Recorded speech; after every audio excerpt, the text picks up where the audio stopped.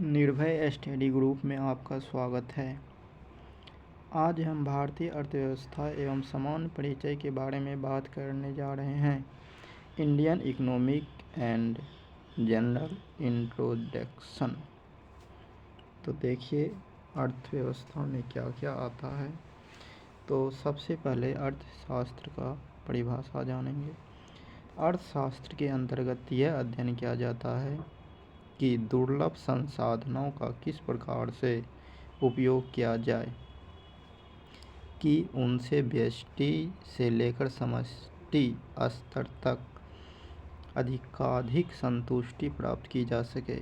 अर्थशास्त्र की विषय वस्तु दुर्लभ संसाधनों के विवेकशील प्रबंधन से इस प्रकार संबंधित है कि व्यष्टि स्तर पर व्यक्ति अपने आर्थिक लाभों को अधिकतम कर सके तथा समष्टि स्तर पर कई देश अपने सकल घरेलू उत्पाद को अधिकतम एवं समाज कल्याण को सुनिश्चित कर सके। अर्थशास्त्र का वर्गीकरण। Classification of economics. अर्थशास्त्र का वर्गीकरण निम्नलिखित दो आधारों पर किया जाता है। नंबर 1 व्यष्टि अर्थशास्त्र माइक्रो इकोनॉमिक्स और समष्टि अर्थशास्त्र मैक्रो इकोनॉमिक्स। अब जानेंगे व्यष्टि अर्थशास्त्र क्या है। तो व्यष्टि अर्थशास्त्र को सूक्ष्म अर्थशास्त्र भी कहा जाता है। व्यष्टि अर्थशास्त्र के अंतर्गत अर्थव्यवस्था की एक इकाई या इकाई के भाग के रूप में अर्थव्यवस्था के छोटे छोटे पहलुओं अर्थात व्यक्तिगत आर्थिक इकाइयों का अध्ययन किया जाता है, जैसे एक उपभोक्ता, एक उत्पादक, एक फर्म अथवा एक उद्योग, एक बाजार इत्यादि। यानी कि व्यष्टि अर्थशास्त्र में व्यक्तिगत इकाइयों का अध्ययन किया जाता है। समष्टि अर्थशास्त्र। समष्टि अर्थशास्त्र को बृहद अर्थशास्त्र भी कहा जाता है। समष्टि अर्थशास्त्र के अंतर्गत अर्थव्यवस्था के बड़े पहलुओं अर्थात संपूर्ण अर्थव्यवस्था अथवा संपूर्ण अर्थव्यवस्था के समुच्चयों से संबंधित अध्ययन किया जाता है, जैसे राष्ट्रीय आय, राजकोषीय नीति, मौद्रिक नीति, सरकारी बजट, आर्थिक समृद्धि, आर्थिक विकास, मुद्रास्फीति, गरीबी, बेरोजगारी इत्यादि। यानी समष्टि अर्थशास्त्र जो है वो बृहद अर्थशास्त्र का अध्ययन किया जाता है। अर्थव्यवस्था। तो अर्थशास्त्र और अर्थव्यवस्था के बीच संबंध सामान्य रूप से सिद्धांत और अभ्यास के रूप में देखा जाता है। अर्थशास्त्र में आर्थिक गतिविधियों से संबंधित सिद्धांतों, नियमों इत्यादि का वर्णन होता है, जबकि अर्थव्यवस्था में इन्हीं सिद्धांतों का व्यवहारिक प्रयोग किया जाता है। अर्थव्यवस्था के क्षेत्र सेक्टर ऑफ इकोनॉमी। अर्थव्यवस्था की आर्थिक गतिविधियों को निम्नलिखित श्रेणियों अथवा क्षेत्रों में बांटा गया है। देखिए आगे देखते हैं। प्राथमिक क्षेत्र प्राइमरी सेक्टर। अर्थव्यवस्था का वह क्षेत्र जहां प्राकृतिक संसाधनों को उत्पाद के रूप में प्राप्त किया जाता है, अर्थात इसके अंतर्गत अर्थव्यवस्था के प्राकृतिक क्षेत्रों का लेखांकन किया जाता है। प्राथमिक क्षेत्र कहलाता है। इसमें कृषि एवं संबद्ध क्षेत्र भी कहा जाता है। इनमें निम्नलिखित आर्थिक क्रियाओं को सम्मिलित किया जाता है, जैसे कृषि एवं संबद्ध क्षेत्र ये प्राकृतिक है, वानिकी, मत्स्य पालन, खनन और उत्खनन, यानी कि जो प्राकृतिक संसाधन है उसको ही प्राथमिक क्षेत्र कहा जाता है।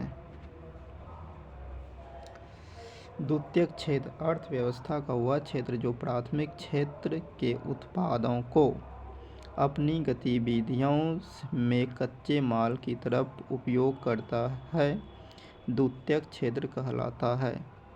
इस क्षेत्र के अंतर्गत अर्थव्यवस्था के प्राथमिक क्षेत्र के उत्पादों के प्रयोग से विनिर्मित वस्तुओं के उत्पाद का लेखांकन किया जाता है। इसे औद्योगिक क्षेत्र भी कहा जाता है। इसमें निम्नलिखित आर्थिक गतिविधियां शामिल होती है। विनिर्माण, निर्माण, गैस, जल तथा विद्युत आपूर्ति। अब तृतीयक क्षेत्र, इस क्षेत्र में विभिन्न प्रकार की सेवाओं का उत्पादन किया जाता है, इसलिए इस क्षेत्र को सेवा क्षेत्र भी कहा जाता है।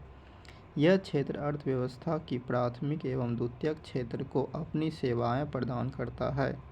इसमें व्यापार, होटल तथा रेस्तरां, परिवहन, संचार तथा भंडारण, वित्तीय सेवाएं, बैंकिंग, बीमा, रियल एस्टेट, लोक प्रशासन एवं प्रतिरक्षा, चिकित्सा, अन्य सेवाएं इत्यादि आर्थिक क्रियाएं शामिल होती है।